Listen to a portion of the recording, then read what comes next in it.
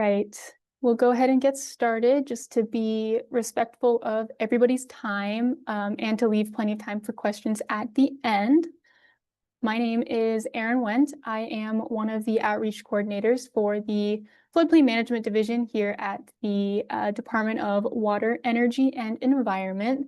I am joined by our division manager, Jamie Ranke. She might hop in and answer some questions here and there.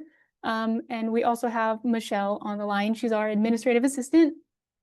So if you have any technical difficulties with the Zoom, please feel free to reach out to her and she can help you with that. Again, today we are going to be giving a kind of a brief overview of the flood mitigation assistance grant opportunity that has opened up. This will just be a little informational webinar. We did give one on May 29th as well, and these will be recorded. So if there's anybody else that you feel needs this information, we'll have these recordings posted to our website and YouTube channel shortly. Okay, so we've got a little agenda here just to give you guys an idea of what we will be talking about. So up first, we'll just talk about priorities of the Flood Mitigation Assistance Grant Program and the funding that's available under this grant. Then we'll talk more about the eligibility requirements for applicants and sub-applicants, as well as project types that can be funded through this grant. And then we'll round things off talking about repetitive loss and severe repetitive loss definitions, as they are different depending on whether it's FMA defined or NFIP defined, as well as some information about fund maximization. And of course, we'll end things with just a brief little summary of everything we talked about. We'll go over some resources that are available to kind of help get through this grant application process, and then we'll have time for questions at the end. All right, so again, to start, we'll just talk about the priorities of the Flood Mitigation Assistance Grant Program. So the main objective of this grant program is to reduce or eliminate the risk of repetitive flood damage to buildings and structures insured under the National Flood Insurance Program, as well as strengthen national preparedness and resilience. Now, obviously, these kind of go hand in hand. By strengthening your national preparedness and resilience, you're going to reduce or eliminate the risk of repetitive flood damage to structures in the NFIP. It's also important to note that this is a nationally competitive grant that is offered on an annual application cycle. So what we will be going over today is specific to the fiscal year 2024 FMA funding. So this was originally issued during the 2024 fiscal year, but it was withdrawn and then republished recently. So we're going over the republished version here. But what hasn't changed is the amount of funding that is available under this opportunity. So there's a total of $600 million in total funding for this FY24 grant, and that is broken up into 3 categories. So the first category there is the capability and capacity building activities. So there will be allocated up to $60 million there. And that's going to include things such as mitigation plans, technical assistance by states to communities, project scoping, and a few other additional activities are eligible under this category. And we'll go more in depth on each of these categories in just a little bit. The next section is the localized flood risk reduction projects. So in this one, they will allocate up to $420 million. And lastly, there's the individual flood mitigation projects. And this one is a little different than the other categories because they will allocate at least $120 million there. So the other 2 categories are an up to amount, but this is an at least amount. So they're really going to focus on that individual one, it sounds like.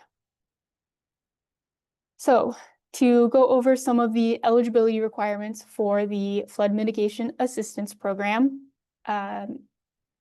So it's important to note that the Floodplain Management Division, so my office, will serve as the main applicant, and we will apply for any interested sub-applicants in the state.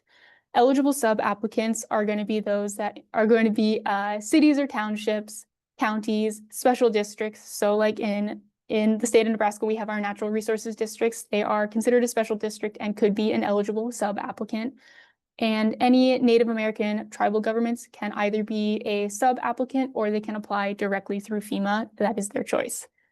It's also important to note that sub-applicants must have a FEMA Go account or FEMA Grants outcome account, and it has to be tied to the state in order for it to tie it to the main application. So again, if you are an interested sub-applicant, we can kind of help set up your FEMA Go account and tie it to ours. Some of the eligibility requirements for sub-applicants specifically is they must have a FEMA-approved hazard mitigation plan by the application deadline and when funding is obligated. They have to participate and be in good standing in the National Flood Insurance Program. And they must ensure that all structures included in the project sub-application are insured under the National Flood Insurance Program before, during, and after mitigation. So they have to continue that coverage through the life of the mitigated structure, basically. A couple other sub-applicant requirements here are that they have to be able to demonstrate that the funds are available for the non-federal cost share portion. We will go into the cost share breakdowns for each project type in just a little bit. But again, they have to demonstrate that they can get those funds. And we are asking anybody that is interested in applying for flood mitigation assistance grant, one of the flood mitigation assistance grants, to submit a notice of interest by June 12th of 2026. So quick little turnaround from this particular webinar, but you obviously don't have to have your whole project thought out and completed. This is just a notice of interest so we can start working with you to get something pulled together before the application deadline, which is August 6th.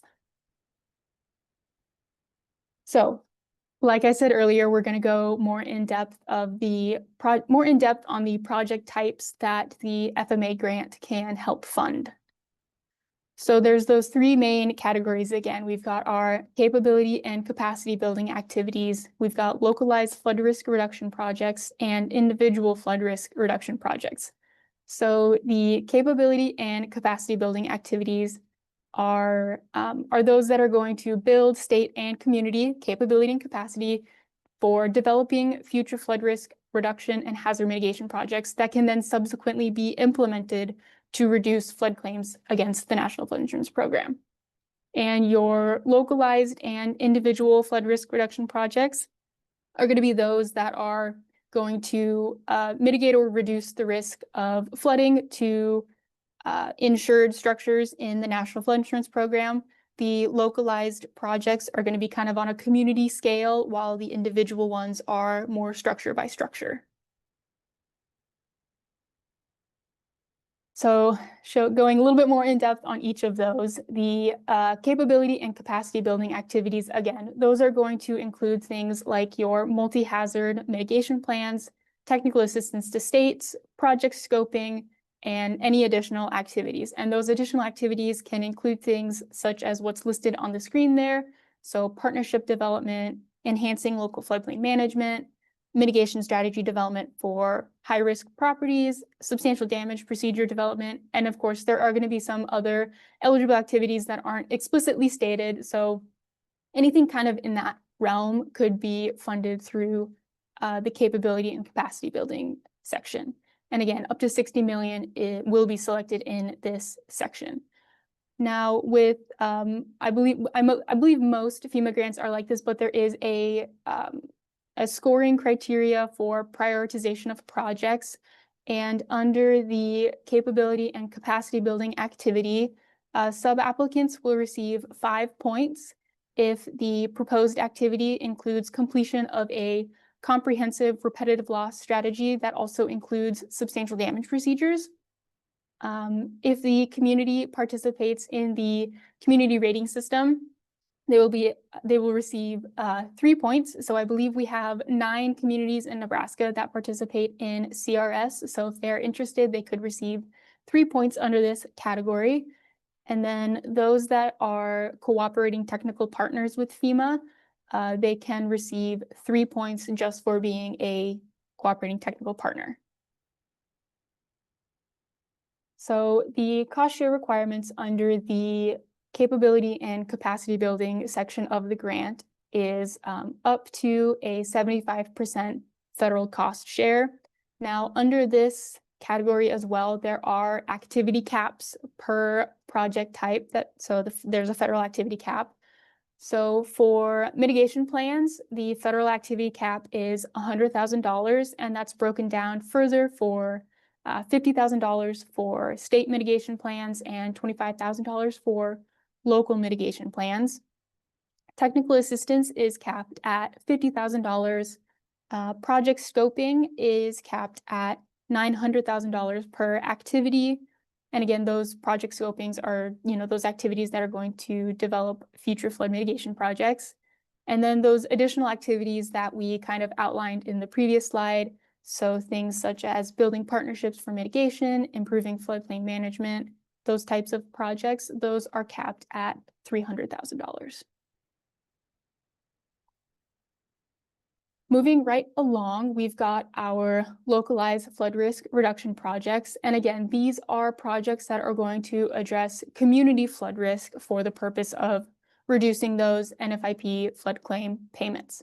Again, up to $420 million is available in this section of the grant, and they encourage the use of solutions that are going to improve drainage and storage capabilities that are going to protect homes, infrastructures, and communities from flood risk. So these are going to include projects such as localized flood control, floodwater storage and diversion, floodplain and stream restoration, stormwater management, wetland restoration creation. Those types of projects are under this localized flood risk reduction section.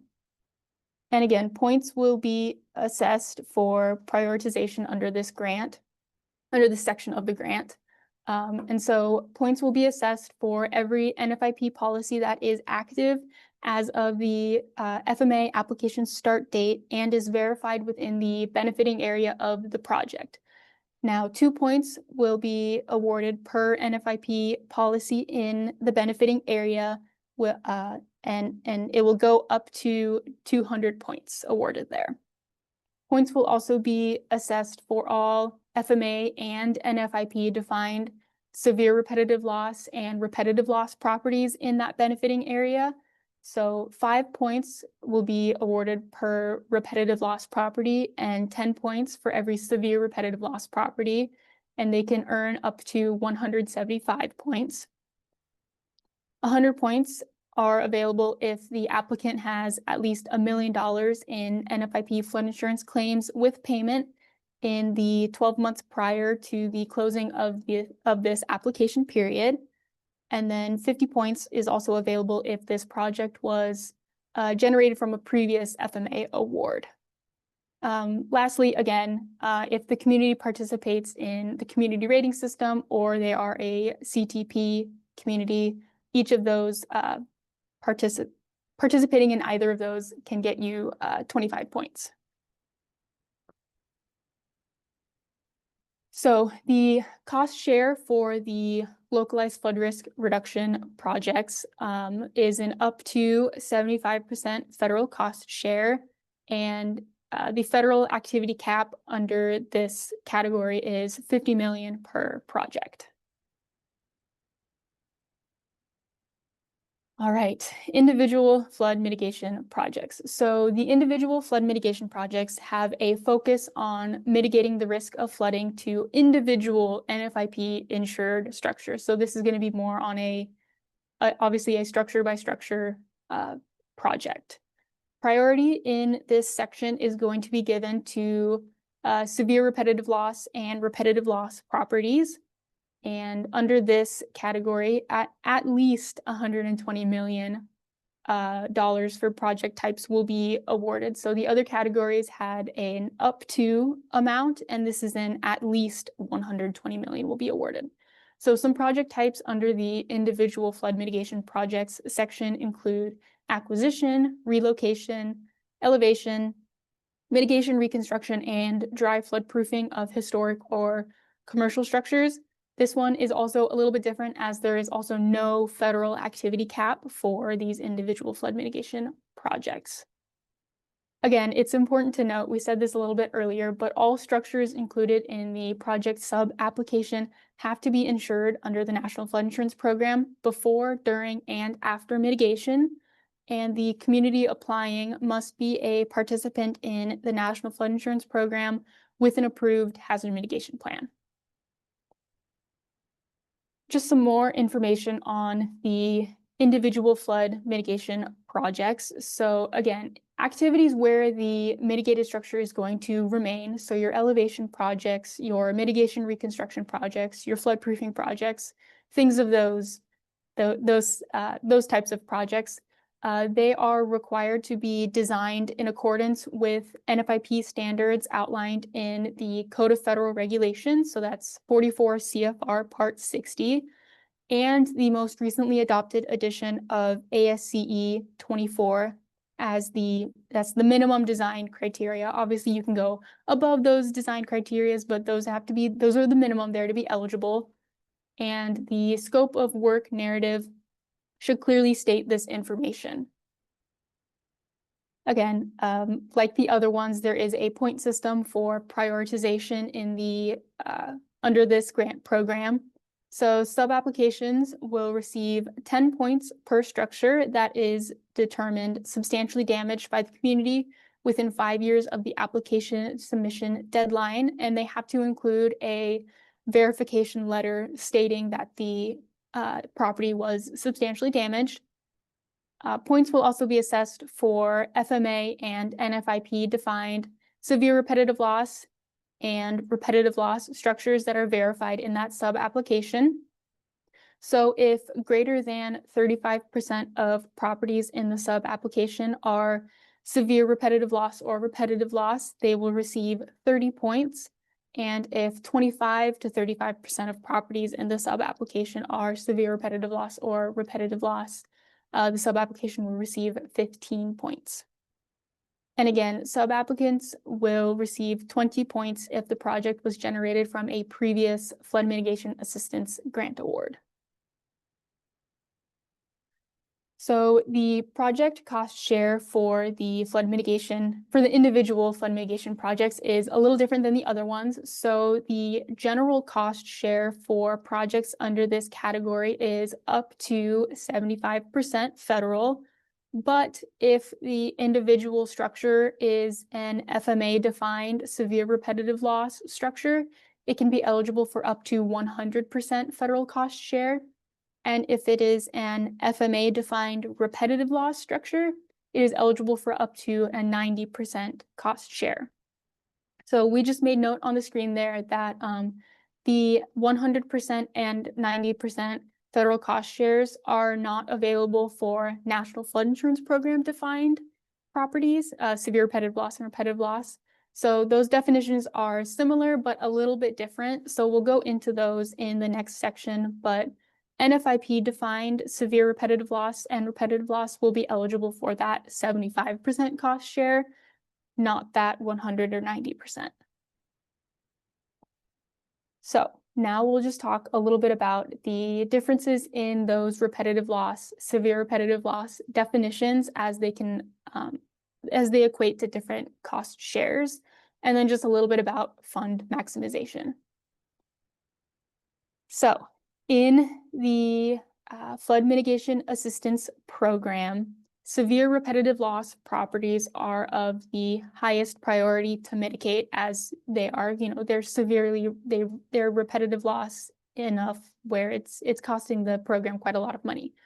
So in order to be defined as a severe repetitive loss property, the property has to have 2 separate National Flood Insurance Program claims of just the building only, where the total claim payments exceed the market value of the insured structure, or they have had 4 or more separate NFIP claims, which includes building and contents, that exceeded $5,000 each, with a combined total of claims equaling $20,000 or more.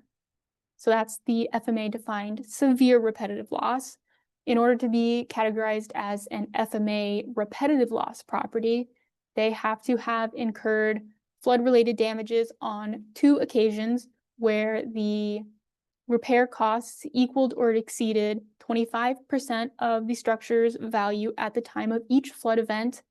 And at the time of the second occurrence of flood-related damage, the flood insurance policy had to have included increased cost of compliance coverage. So those are the Flood Mitigation Assistance Program definitions. Now, the NFIP defines them a little bit differently. So the National Flood Insurance Program defines severe repetitive loss as a property having 4 or more claims of at least $5,000 each, which is going to include both building and contents coverage, or they have had 2 or more building-only claims that together exceed the property's current market value. And repetitive loss in the National Flood Insurance Program is defined as having 2 flood-related claims within a 10-year period, with each claim being at least $1,000. So you can see how they're a little similar, but they are still different, and the definitions do matter in those cost shares in the individual flood mitigation portion. So for maximizing funds, obviously FEMA is going to encourage that these hazard mitigation projects are going to meet multiple program priorities. And again, those program priorities are reducing or eliminating the risk of repetitive flood damage to structures in the National Flood Insurance Program, as well as strengthening your national preparedness and resilience. And again, the projects that benefit multiple properties in communities that participate in the NFIP will be maximized for those funds. So, quick little summary here, and then we'll go into resources and we'll have plenty of time for questions. Repetitive loss and severe repetitive loss insured structures are at the greatest risk. They have the highest priority and are offered the greatest federal cost share for mitigation. So if they are repetitive loss or severe repetitive loss, FMA defined, they're eligible for up to 90% or 100% federal cost share. So we highly recommend coordinating with the local floodplain administrator, the Nebraska Floodplain Management Division, your FEMA regional flood insurance liaison to understand more about the severe repetitive loss and the repetitive loss risk in your community. And again, we're putting this out there again, but notices of interest are due to our office by June 12th, 2026. I believe Michelle put a link to our FMA page in the chat, so you can find the notice of interest application form there. And again, we have that June 12th date just to ensure we can coordinate with interested parties with enough time to pull something together before the final application deadline in August. Some resources here. So obviously, of course, we have our Flood Mitigation Assistance Grant website for our division. It's also helpful to maybe look at the Notice of Funding Opportunity itself for the FY24 funding period. Most of that information will be broken down, obviously, in this presentation and on our website, so you don't necessarily have to read the NOFO, but there is a lot of good information in there to just look at. And of course, general questions regarding the Flood Mitigation Assistance Program can either be directed to the FEMA Regional Office, your State Hazard Mitigation Officer, or our division. We typically are the ones responsible for coordinating efforts with the Flood Mitigation Assistance Grant. So please feel free to reach out to anyone at the Nebraska Floodplain Management Division. But the State Hazard Mitigation Officer will gladly answer questions as well, and we'll have contact information for everybody at the end. All right, so last slide of resources here are just some FEMA-related resources. So they have a help desk for their FEMA Go application account. It's their grant outcomes portal. So if you have any questions with that, there's some contact information there. They also have helplines for benefit cost analysis questions, feasibility and effectiveness questions, anything related to environmental and historic preservation. They also have a separate helpline there with emails or phone numbers. And then they also have just a general hazard mitigation assistance helpline if you have any questions just about hazard mitigation in general. We always like to put our social media up for our presentations because we do share a lot of good information there. You know, a recording of this presentation will be on our YouTube channel. We typically post when we'll be hosting trainings on our Facebook and Instagram and those types of accounts. So we have a variety of social media accounts you can follow to stay up to date on what we're doing here. And like I made note, we have our contact information here. So for the state of Nebraska here, we've got a handful of people that can help answer any flood mitigation assistance questions. Obviously, Jamie and I will be more than happy to help answer questions. Elijah is your state national flood insurance program coordinator. So again, he will also gladly answer any mitigation questions. Isabella is my colleague, and she's been helping out on the mitigation side of things, so she'll also answer questions. And of course, Michelle can either answer the questions or guide you to the right person to get the answer to your question. And like I made note of before, our state hazard mitigation officer and the deputy hazard mitigation officer will also answer any mitigation related questions. So our state hazard mitigation officer is Chelsea Harris, and Erica Wirtz is the deputy state hazard mitigation officer. They are both over at the Nebraska Emergency Management Agency.